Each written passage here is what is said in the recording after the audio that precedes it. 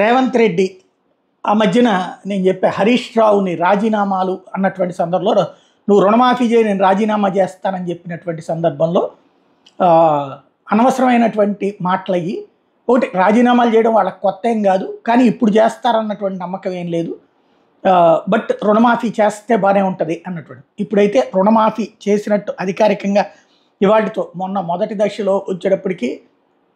₹1,00,000 లోపు రుణాల మాఫీ, ఆ తర్వాత 1,00,000 నుంచి 1,50,000, ఇప్పుడు 1,50,000 నుంచి ₹2,00,000 రుణమాఫీ అన్నటువంటిది అధికారికంగా ఇనాగరేట్ చేస్తూ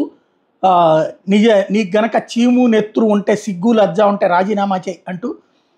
తాజాగా మాట్లాడారు రేవంత్ రెడ్డి. ఇప్పుడు మరి రాజీనామా చేసి ఎన్నికలకు వెళ్ళి గెలిచి చూపెట్టడం ద్వారా మళ్ళీ ఒకనాడు ఏదైతే 2004, 2009 మధ్యలో ఒక టెంపర్ క్రియేట్ చేసినటువంటి చరిత్ర టీఆర్ఎస్ది, అట్లాంటి ధైర్యం ఇప్పుడు హరీష్ రావుకు ఉందా చూడాలి.